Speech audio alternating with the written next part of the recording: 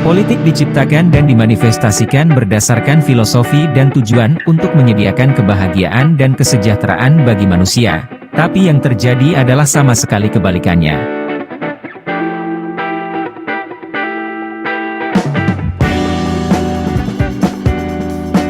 Sejarah negeri ini juga syarat kekerasan. Selalu ada potensi ia kembali. Pemimpin yang tak paham sejarah, tak mengerti akar antropologi kekerasan itu. Ia lalai mengaktifkan percakapan warga negara, dengan akibat fanatisme mengintai momentum.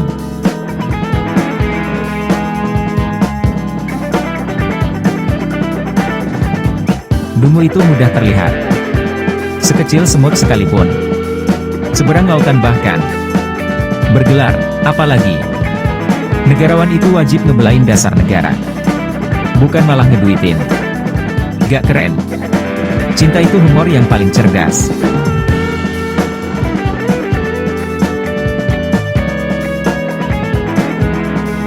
Terorisme bukan hakikat manusia. Dia adalah reaksi ideologis. Deradikalisasi harus mulai dengan mengatasi ketidakadilan global dan arogansi kekuasaan.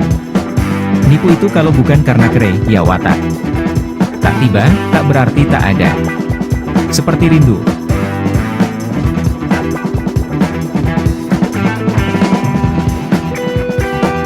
Bila terasa sinisisme publik, pertanda ada kepercayaan yang retak pada penguasa.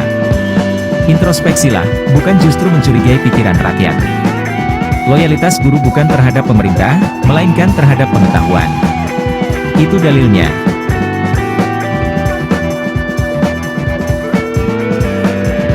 Kita hidup di ujung era manusia.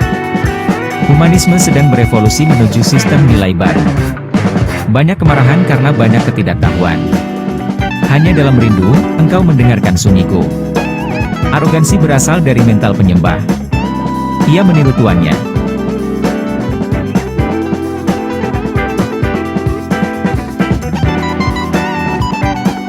Negeri ini didirikan dengan akal sehat. Politik membuat banyak orang jadi pemarah. Akalnya buntu. Mari turun ke kampus-kampus. Rawat akal sehat mereka. Itulah sedekahmu buat bangsa. Bukan nungguin APBN.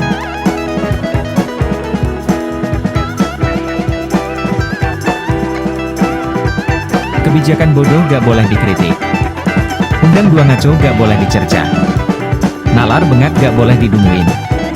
Kacung siapa sih mereka? Mereka pesta menyambut undang-undang yang mencabut hak asasi mereka. Pesta dungu.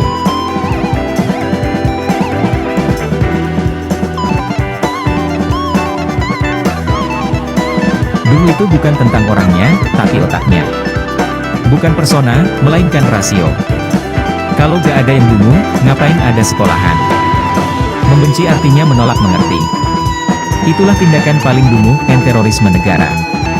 Istilah itu ada.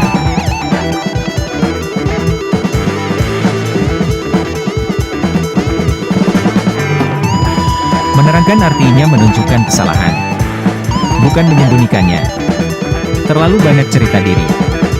Reformasi itu tempat belajar, bukan tempat selfie. Masa depan tidak datang dengan menyalah-nyalahkan masa lalu.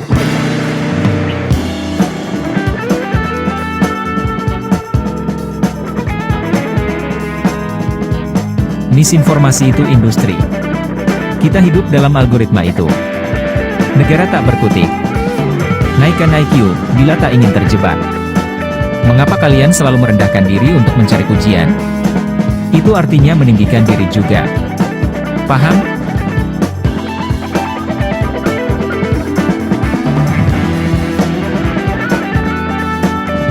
Angin lembah membawa harum hutan. Menghidupkan kisah yang pernah singgah di akar cemara. Jadi, siapa layak masuk surga? Siapa menuju neraka? Yang tahu pemerintah? Keren kalian!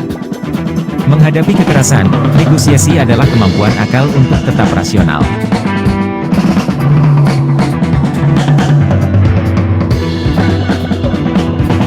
Bara kekerasan itu tersebar di lahan ketidakadilan, lalu disulut fanatisme. Pernah, kata yang paling sempurna. Ia melampaui, sudah, dan menjadikannya, masih. Batas hari bukanlah gelap. Rindu tiba kepada mereka yang hatinya bercahaya.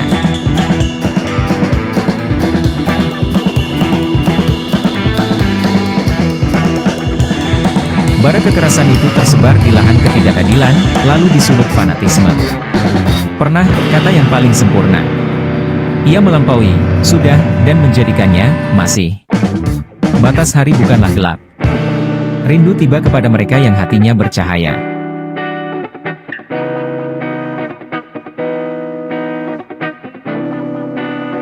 Fungsi hati membersihkan racun. Senyum pertanda hati bersih. Langit malam dan angin lembar. Sunyi menyempurnakan rindu, bersungut-sungut, lalu saling dituit stigma. Kerdil. Reaksi moralistik tak menjernihkan persoalan.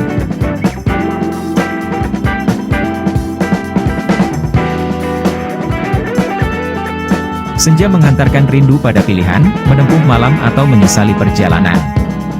Jadi, bom itu nyata. Dungu itu ada. Tempurung itu eksis. Rindu tak pernah menetap. Tapi ia selalu kembali. Kita hidup di ujung era manusia. Humanisme sedang berevolusi menuju sistem nilai baru. Banyak kemarahan karena banyak ketidaktahuan.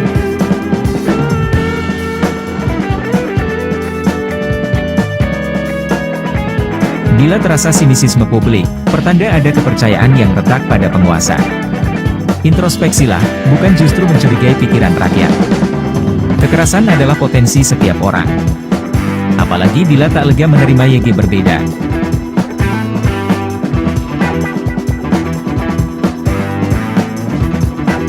Sejarah negeri ini juga syarat kekerasan.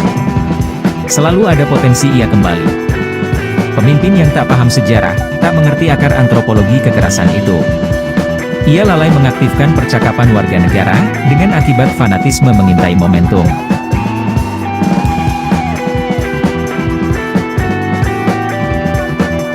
Sekali lagi, kita mengutuk kekerasan.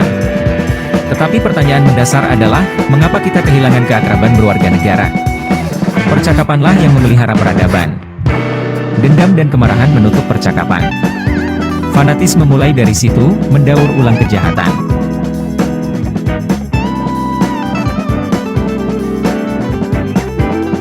Kejahatan adalah kualitas rendah manusia. Tapi tak cukup dengan cacian dan hukuman.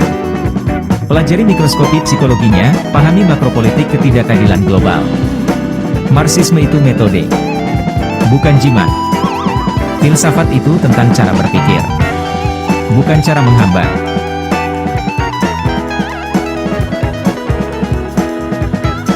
Kalau Anda seorang politisian, pejabat publik, Anda tidak boleh, terlarang, dan Anda akan dihina kalau Anda mengajukan pertanyaan privat. Jadi dia mengajukan pertanyaan itu pun saya sudah jengkel. You politician atau orang bodoh, kritik gak boleh.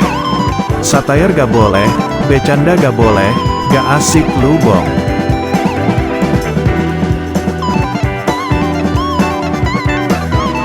Pendidikan adalah perang terhadap kedunguan. Badai membuat kita rasional, sunyi hutan itu sentimental. Dua-duanya menimbulkan rindu, yang tiba di batas hari, tiba karena rindu. Masa depan tidak datang dengan menyalah-nyalahkan masa lalu.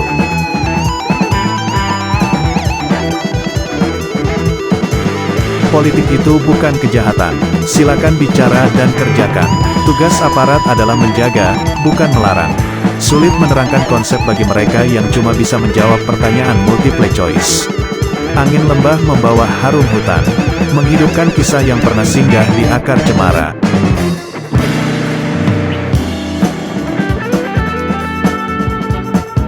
Kejahatan adalah kualitas rendah manusia, tapi tak cukup dengan cacian dan hukuman. Pelajari mikroskopi psikologinya, pahami makropolitik ketidakadilan global. Wajib bagi pemimpin muda politik, bekerja dengan kesadaran publik.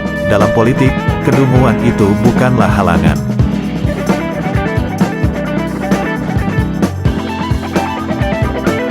Kebersihan luas maknanya, kebersihan ruang dan kampung hanyalah satu hal.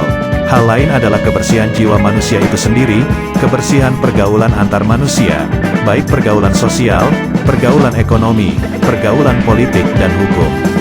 Ambisi politik tentu wajar saja, selama pandai menginsyafi batasan etika.